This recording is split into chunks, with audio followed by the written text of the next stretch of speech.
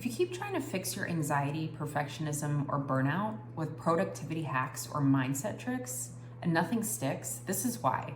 You're trying to change adult behavior without updating childhood beliefs. In this video, I'm going to walk you through what reparenting really is, without the pop psychology, without vague self-help slogans, and without assuming your childhood was full of trauma. This is about the beliefs you absorbed early on that are still shaping your reactions, your relationships, and the pressure you put on yourself every single day. Hi, I'm Kristen. I'm a psychotherapist and I specialize in anxiety, perfectionism, and unresolved trauma. I work with high-functioning adults who often feel stuck even after years of therapy or self-development. So if you are someone who knows what your patterns are, but you can't seem to change them, then keep watching.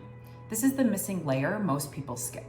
So let's start here. Reparenting is not about blaming your parents. It's not about rehashing your past.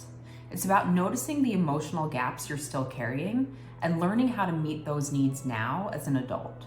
Most of our emotional patterns today don't come from what did happen, they actually come from what didn't.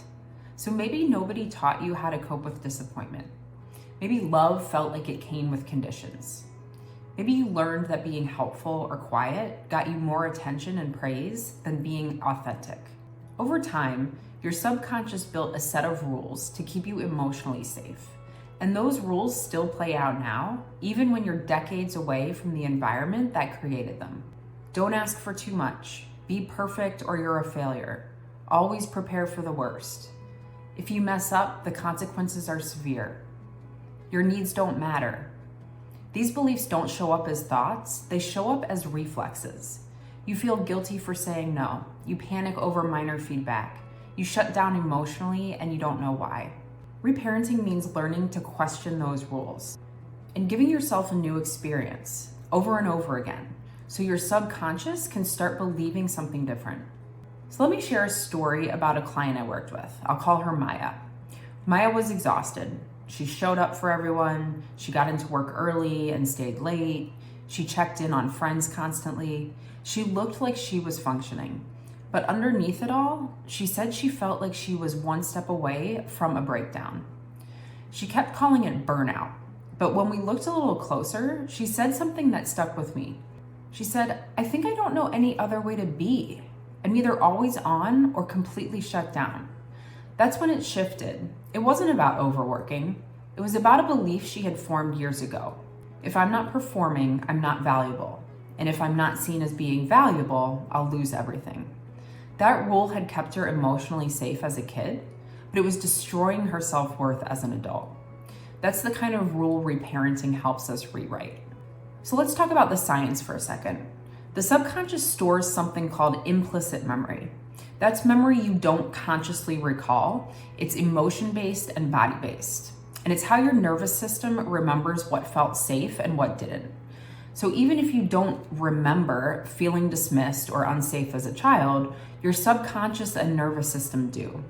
That's why certain patterns feel automatic now. So you might know logically that saying no is fine, but if your subconscious still believes it puts you at risk for rejection, then your body will respond as if you're in danger.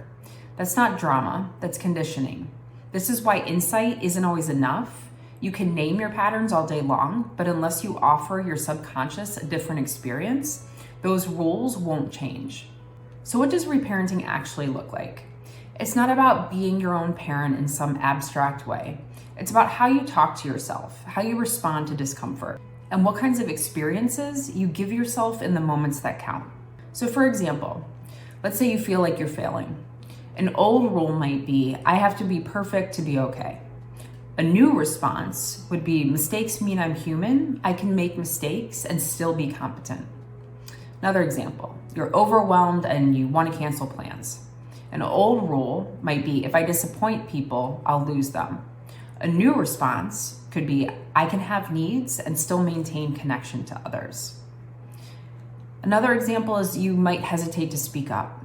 An old rule is, if I express emotion, it will lead to conflict.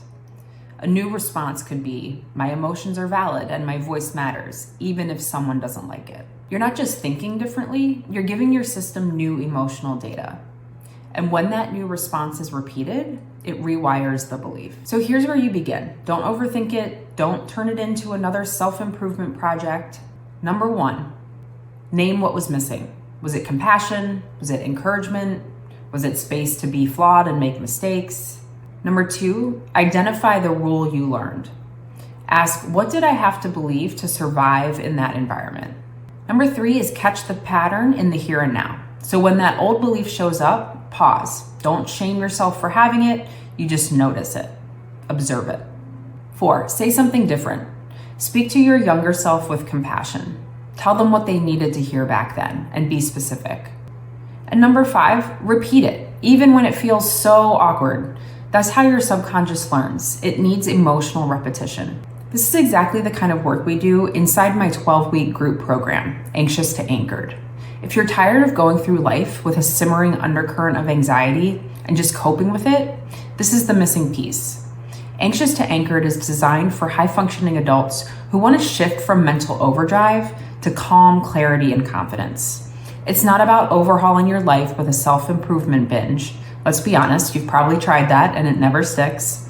But it's about recognizing you don't need improving, you actually need healing. Anxious to Anchored is designed to help your system feel safe enough to trust your authenticity and stop trying to prove your worth.